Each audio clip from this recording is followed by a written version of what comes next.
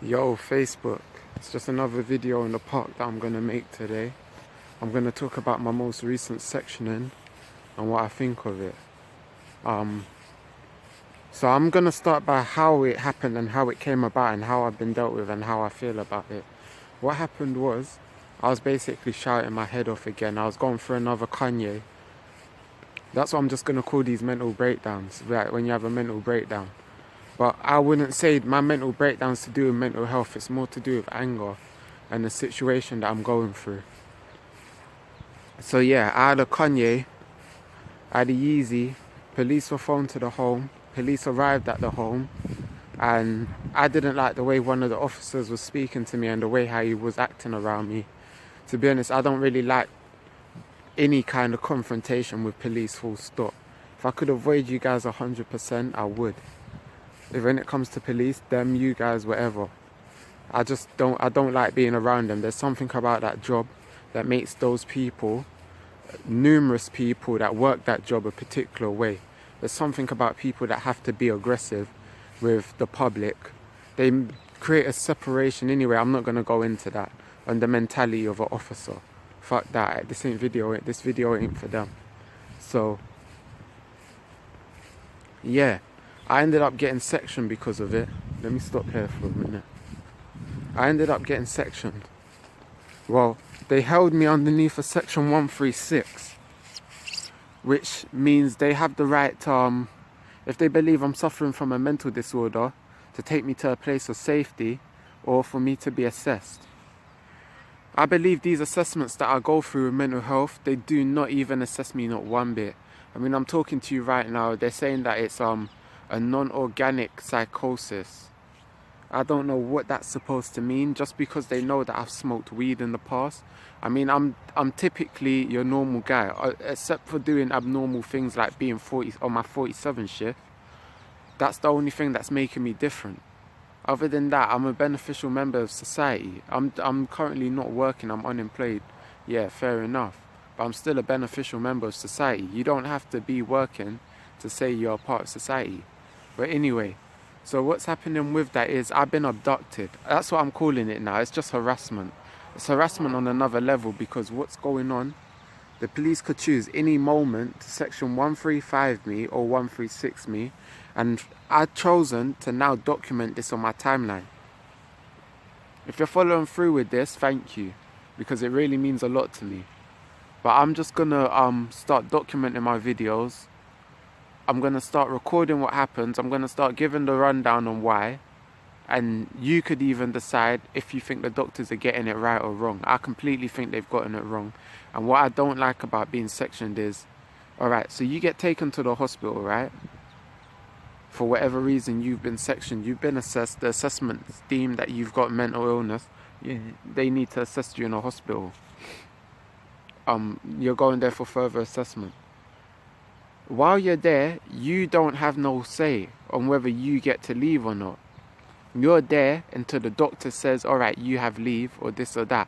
It's for psychiatry and it's imprisonment. If you want to fuck the euphemisms, that is what it is. It's for psychiatry, it's abduction and it's imprisonment. Those are the words that match it, if you want to understand what it is. So if you're someone that's claustrophobic per se, let's say you would not do well in that environment.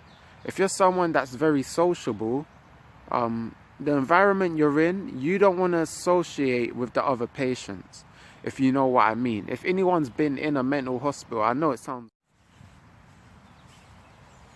Part 2. Yeah, you don't really want to be in those wards for too long.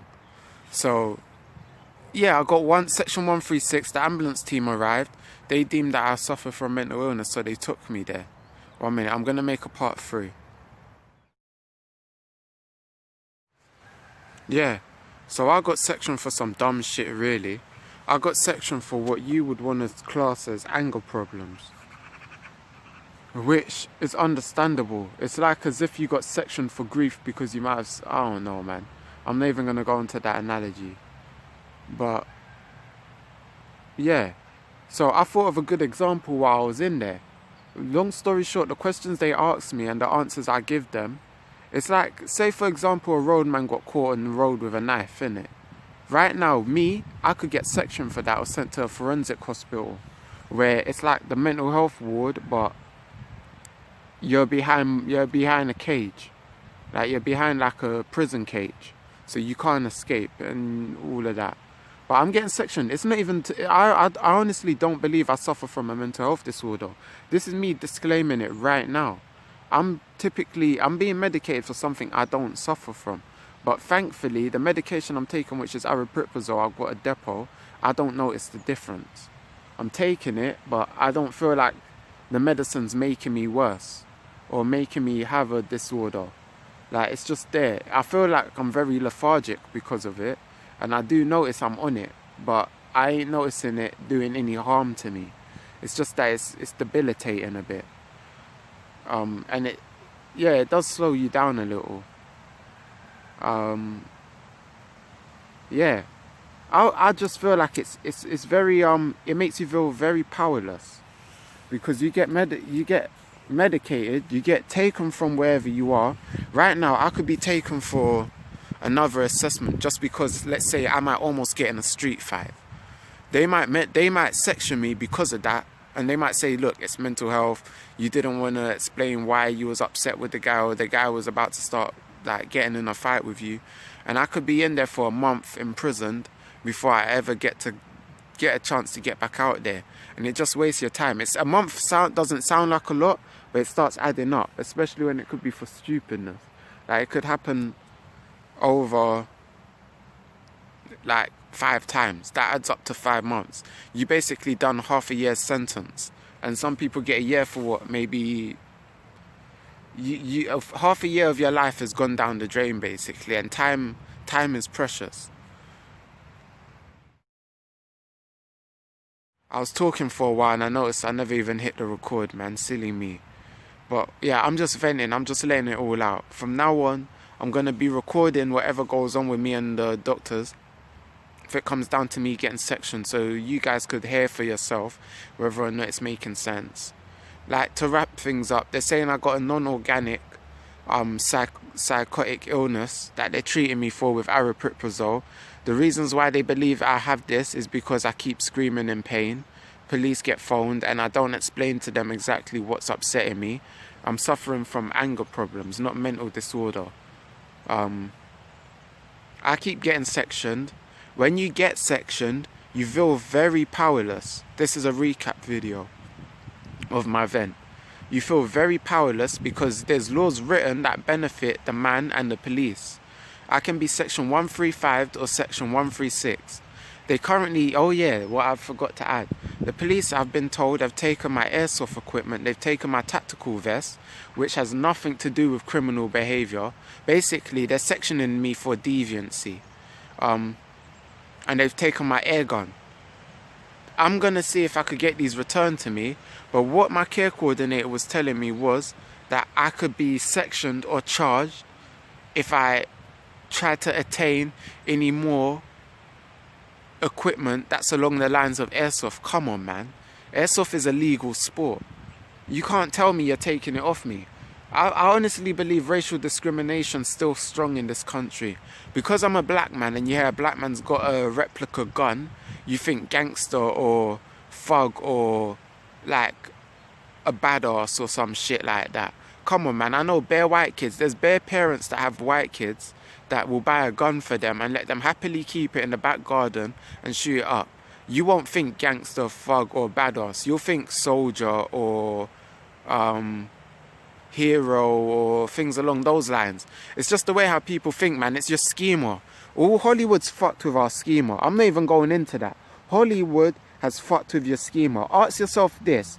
When you think Chinese kid, what came to your mind? Alright? Now think of this. Trailer kid. What came to your mind? There could be a trailer kid out there that's smarter than a Chinese kid. Let me tell you something here, yeah? Eminem, they tried to call him trailer trash, innit? Or something. Well, if they were mad at him, they would call him that. But find me a Chinese rapper that's better than Eminem, that can use literacy the way he uses it. It's just stuff like that. Come on, man. Your schema's messing with you. When you look hear Christ, what do you think? That's your schema. Not everyone has the same schema. When you hear Moses, what do you think? It's just that. It's the same with mental health. When you hear mental health disorder, what do you think? Like if you're really doing these what do you thinks with me, it's fucking me over. Because you can't, what you think is not what you know. That is the whole thing to summarize it. So what I'm trying to say here is the doctors go by what they believe. Quote unquote believe. They can't prove it. There is no substantial evidence that I suffer from a mental health disorder. So I'm getting sectioned for a person's opinion. But you're going to tell me this person's accredited. Remember once, doctors were telling you smoking cigarettes were okay, innit? Fam, fuck Babylon, innit? That's all I'm saying. End of this video, man, before I ramble on anymore. Love.